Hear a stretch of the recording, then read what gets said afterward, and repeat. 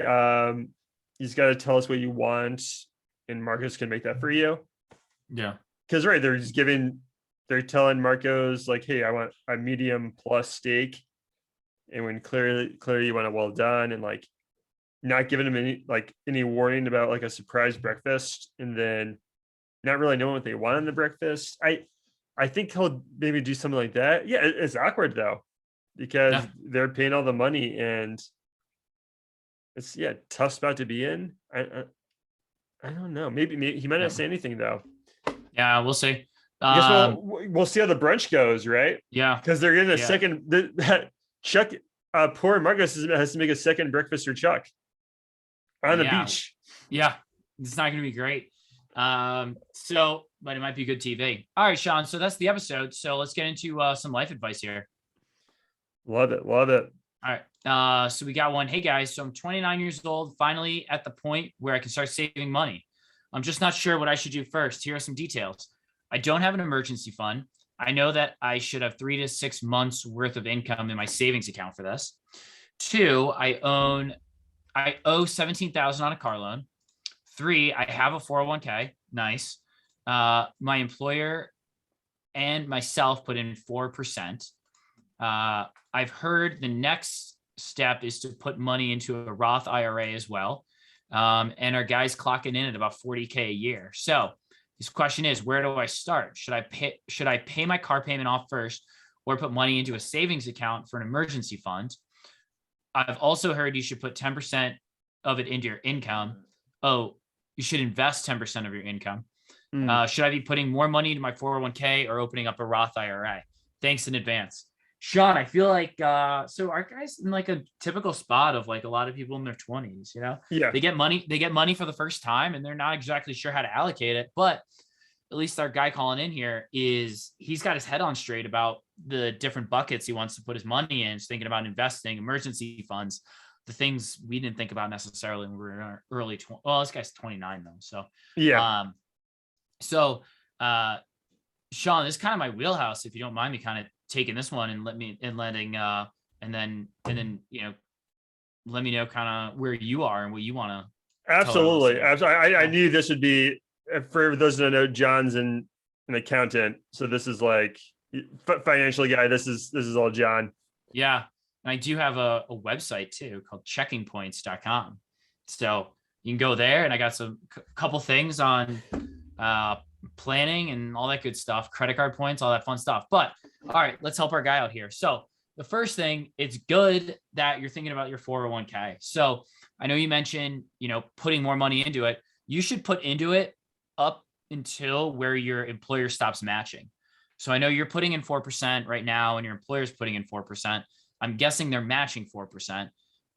If that's the max, then I think you stay right there, because this money is always kind of tied up in a 401k, and it's tougher to move around. So, so if your employer matches up to 4%, leave it exactly where it is. The next one you talk about is emergency fund. Yeah, you should have an emergency fund. 3 to 6 months. Someone your age, if you don't have a family, you could probably be on the low end of that. Closer to a 3-month time frame. Hopefully you've got some like short-term disability, long-term disability through your company. If anything, significant should happen. But I think 3 months is probably about where you want to be. If you can do more, that's great. But you've got a couple other things here, like your car loan. So let's think about this for your car loan.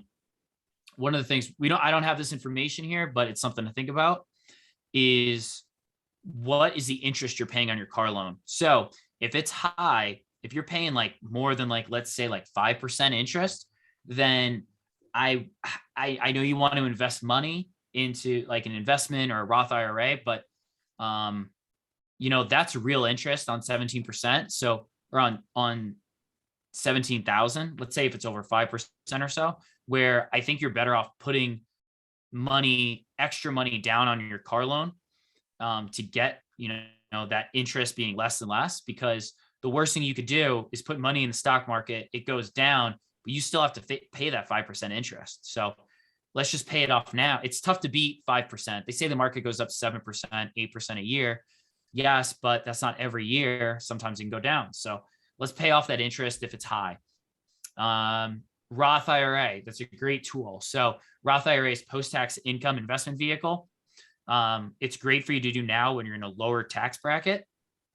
So since you're in a lower tax bracket, let's take that money out post-tax now and get it into into a Roth IRA. So you've got a job, you've got money that you can use. You need to have income to have a Roth IRA, so you do.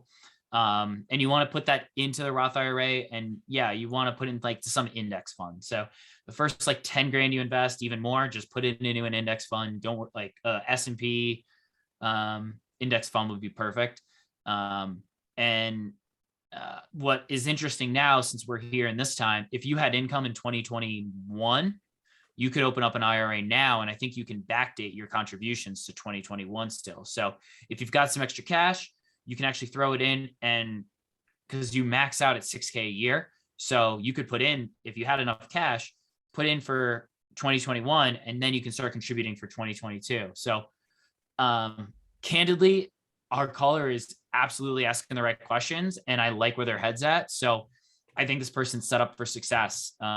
Check out that car loan payment. If the interest is really high, let's focus on that. If it's not high, let's say it's a new car and you're only paying 0 to 1% interest, then yeah, I put some money into a Roth IRA, because you're going to get a compounding impact over the next 20, 30 years of your life, where you're going to definitely beat that 1% that you're mentioning here. Right. Sorry I went on long, Sean, but that's kind of my spiel here.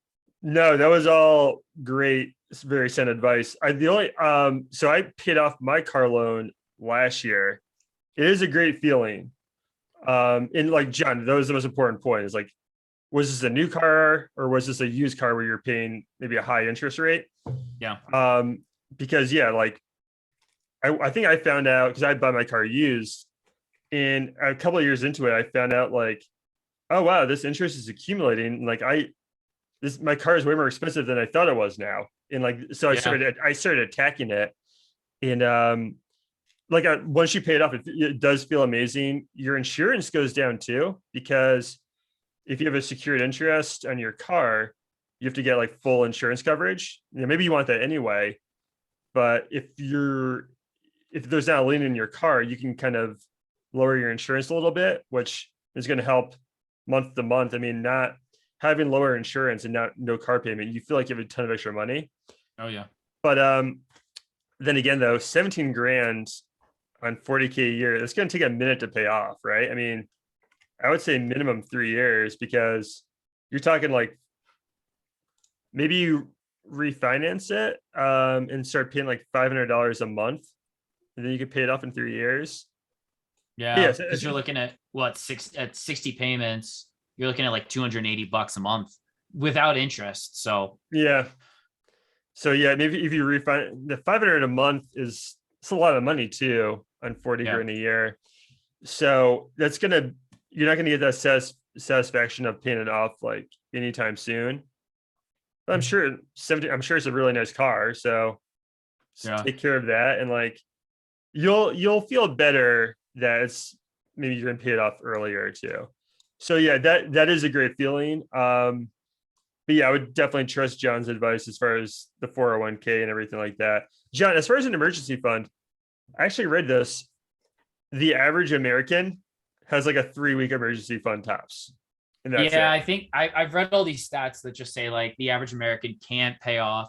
I don't want to say the average, but it's like some crazy high percentage of Americans like couldn't cover a like $700 emergency payment if they needed to, which like I think that's not obviously not great, but I think a lot of people may not have the financial, maybe not be in the financial space or the financial kind of literacy to like realize how important a safety net is. So right. John, what would you, for a guy like, so you're saying it's gonna, because I'm gonna take most of your advice. So 401k, yes, because 4%, keep doing that. Yeah, right? Up to what they match. That's important, because that's like free money. I don't know what the vesting percentage is like, but that's usually like free money. So that's usually a really good way to go. All right, so 401k. Then you said like you could do lower end safety fund, like 3 months. Yeah, I think someone if like you have a family, yeah. Yeah, if you don't have a family or things like that, I think 3 months buys you a lot as a single guy. Because because what, I think what's that, 40 grand. I think it's probably pre-tax 3 months. So Yeah. like, 10 grand or something like that, which whatever, that's gonna get you by for a good amount of time should something happen as a Yeah. single guy. And we're saying based on your interest rate for the car. So if it's low interest rate, then do the IRA. And if it's Yeah. high interest rate, then maybe try to attack that first. Yeah, try Even to though pay it off. even though Yeah. it'll be a long process based on Yeah. the amount in your income. But Now, if you can figure out how to get the 401k match, pay off your car loan as at least as scheduled if it's low interest rates, and like try to like max out your Roth IRA, you'd be sitting real pretty. I don't know how feasible all those things are, but that would be a really good way to like at least sure that you're starting to accumulate wealth, which is where you want to be. look at us, financial advice, man. Oh, also, I'm not a financial advisor. Do not take any of the, like, I don't know if there's like a legal thing. I'm just giving my advice. Like, I'm not a financial advisor. So like, this is just me saying what I think I would do if I were in these shoes. But like, I just don't want to get sued in case like I said the wrong thing. I'm definitely not either, but I love that people trust us enough Yeah. for this. Hey, feels great. This was a different one. I liked it. Yeah. So we'll get back to our usual maybe next week. Who knows? Sean, but anyway, hey, we're 3 episodes in. I don't love the guests, but they're pretty good. And hopefully we can just get a nice night out with Daisy and the crew. So Sean, sorry. I was going to say, I still love this episode. Yeah, like, it was a good episode. The show is just spectacular. Yeah. Yeah. So you're at Below Deck Sean. I'm at Below Deck John. You guys find us at overboard_pod. And we live tweeted the hell out of this episode. So we'll be back next week. Sounds good, John. Everyone, thank you for listening. Bon voyage.